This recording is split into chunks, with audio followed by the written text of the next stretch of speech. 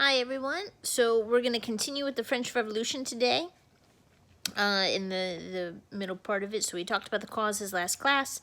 Next class we'll talk about Napoleon, but today what we're going to look at is all the different types of government that come out with the new revolution. So what's important about the French Revolution is they actually did try several different types of government, and that makes it quite a bit different than the American Revolution, where they sit and they plan for the type of government they want after they gain their freedom. In this case, in France, they are trying new governments as they are having the revolution. So you're going to see a lot of ups and downs in it. So to start with, when they begin the revolution, they do a declaration, just like we had a Declaration of Independence. They have the Declaration of the Rights of Man and Citizen. It's adopted by the National Assembly on August 27, 1789. So if you remember that timeline, they stormed the Bastille on July 14th. A month and a week later, you see them coming up with their full declaration. You see a lot of Enlightenment ideals in it. It's outlining the basic freedoms held by all, and asserting the sovereignty of the people. So similar to the Declaration of Independence in the concept of you have the right to overthrow the government and what are the freedoms that are due to man, but more detailed. It's kind of like if they mashed up the Bill of Rights and the Declaration of Independence. So you can see how they wanted to go one step further, because don't forget this is happening after the American Revolution, and all those documents would have been public and people would have known about them by then. And they also come up with their catchphrase that you still see in France today: liberté, égalité, and fraternité.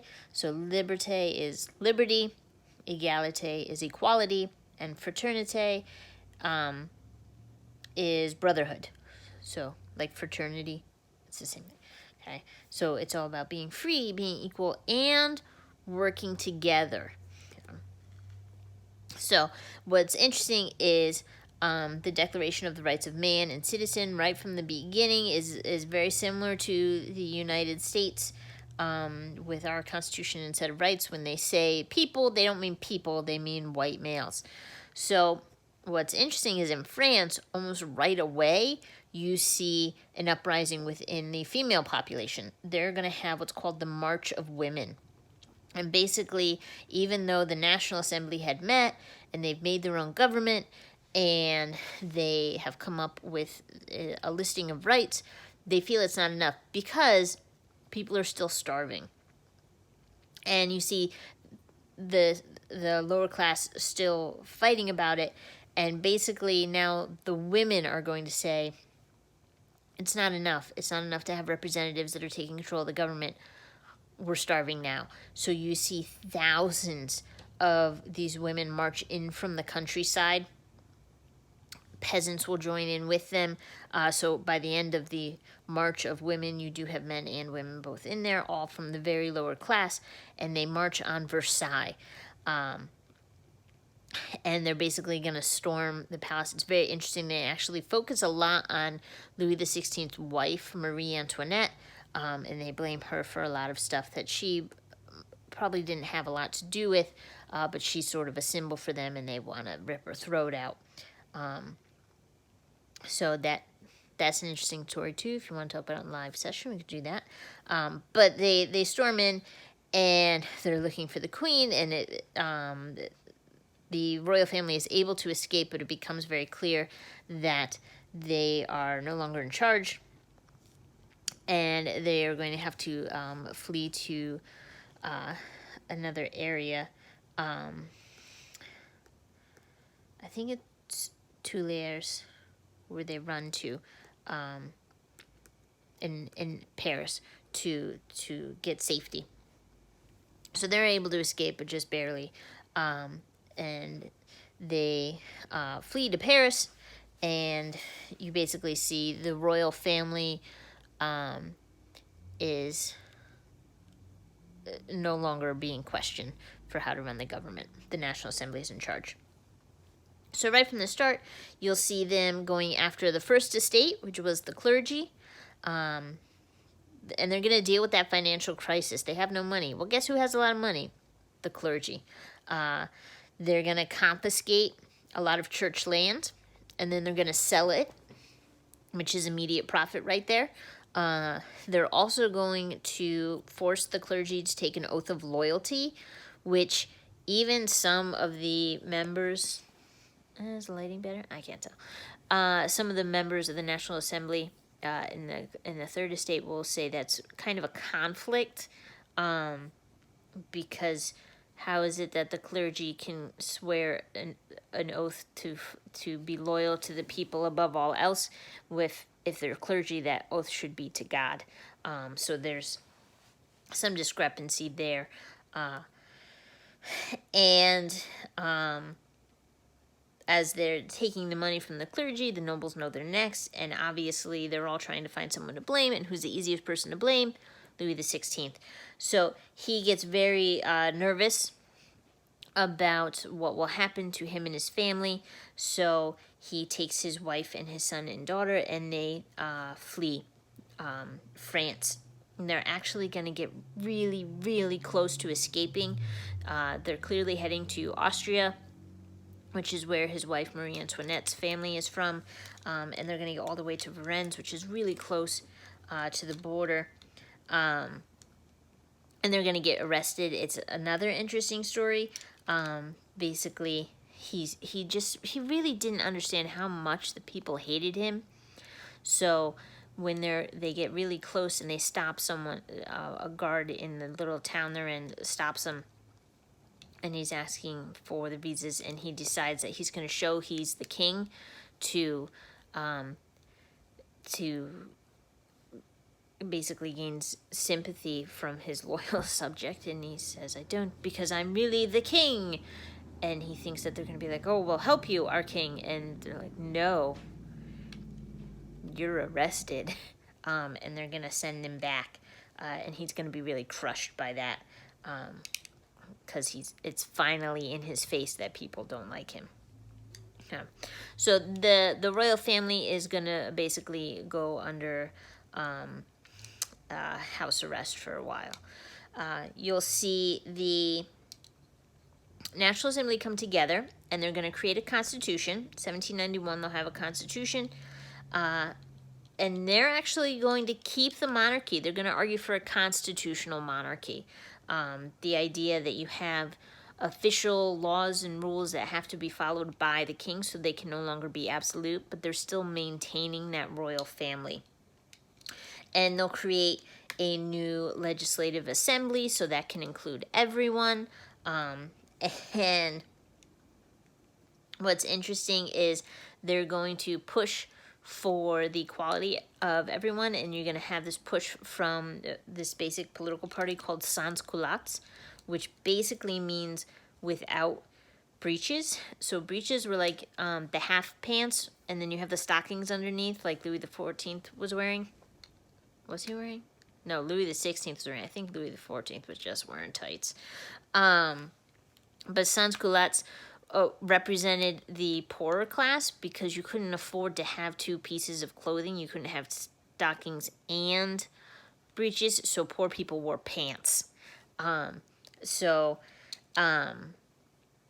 You see these people included who are wearing pants, and it starts to really be a marker of working with everyone by wearing pants. Okay. So you now have the National Assembly in charge, but the king is still there. And then they're going to go to war with Austria, because they're still angry that the king was trying to flee to Austria. They're also worried that the Marie Antoinette's family is going to come and try and take over during the weakness of France. So France is going to declare war first. It's going to be called the War of the First Coalition, meaning like the war of the first functioning government they've had. And if you remember from history, just this French history, they all should have known it, wars cost a lot of money. So they're going to have to pay for it by raising taxes.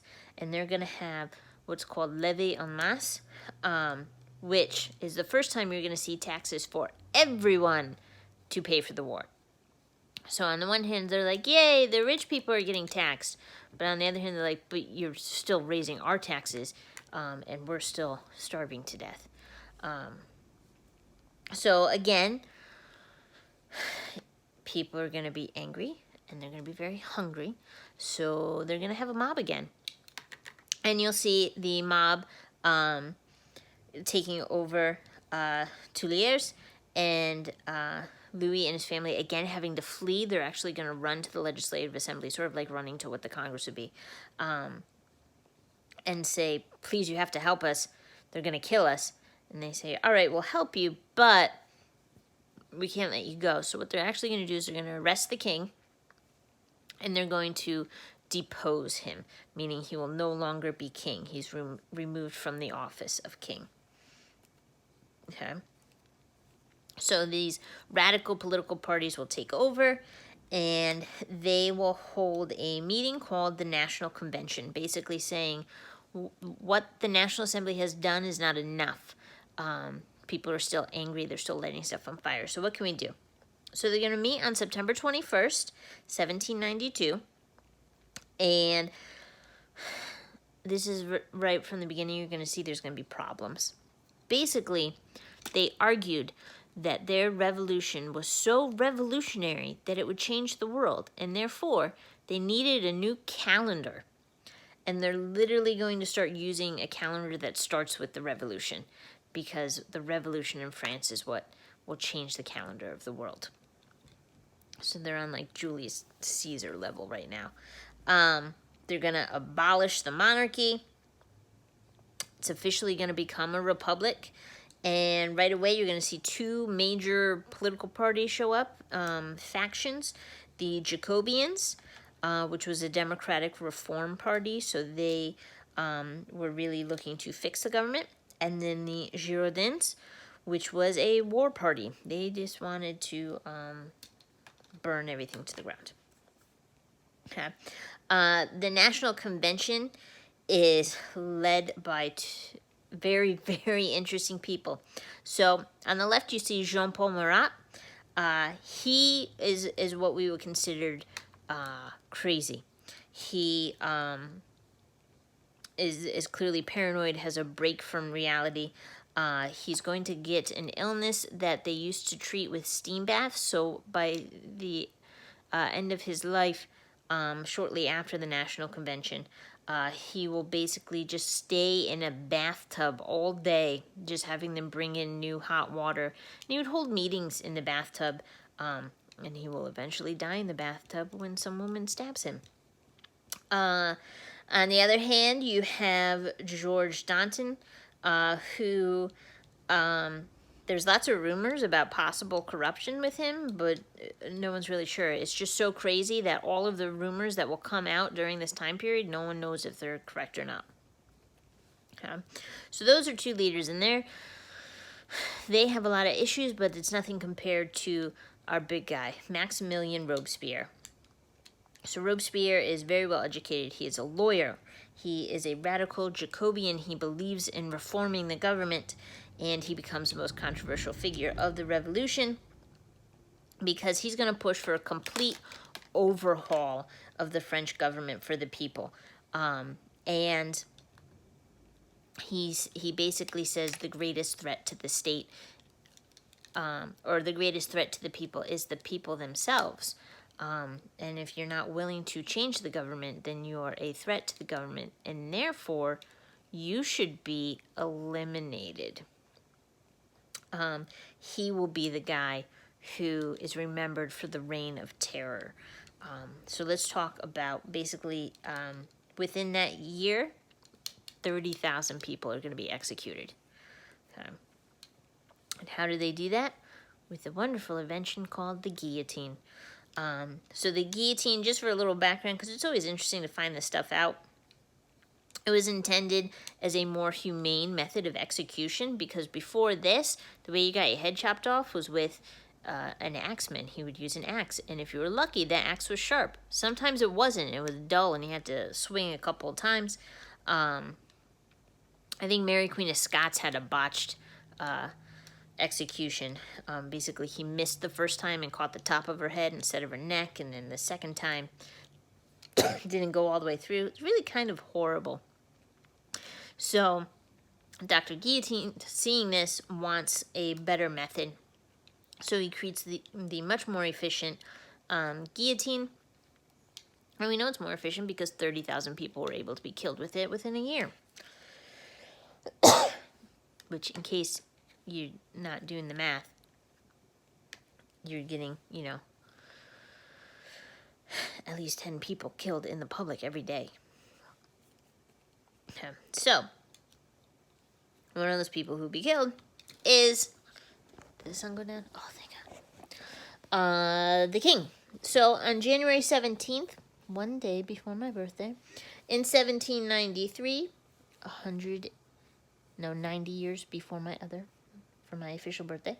No, I'm not that old. 290 years.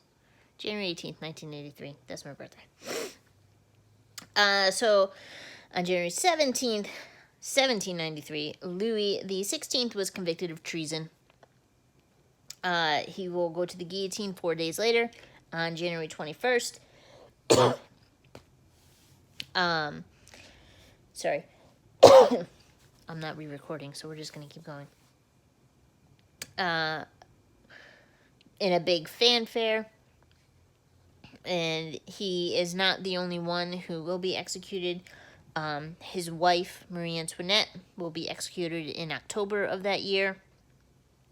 As far as his 2 children, his daughter, Marie Theresa, will survive into adulthood. You do have heirs from her. Whereas his son, Louis Charles, who could technically be called Louis the 17th, he's going to die in 1795, 2 years later in prison. Most likely from maltreatment. So, the reason all of this is able to happen, why you're able to have 30,000 executions, is because of the group that gets put in charge. So, you have what's called the Committee of Public Safety, which sounds like such a nice name. It actually sounds like a name of a group you could have right now during the coronavirus, the Committee for Public Safety. So if anyone suggests that and it comes up, please tell them to read a history book. So it's created to try and stop the internal rebellions, to stop the mobs from forming. And they do this by giving it dictatorial power.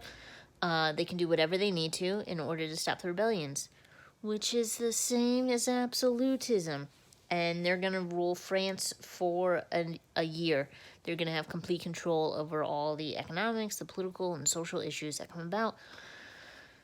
And if you can imagine, it doesn't go well. That's where you get that term, the Reign of Terror. So the Reign of Terror, meaning that terror is the one running the place, is from July 1793 to July 1794.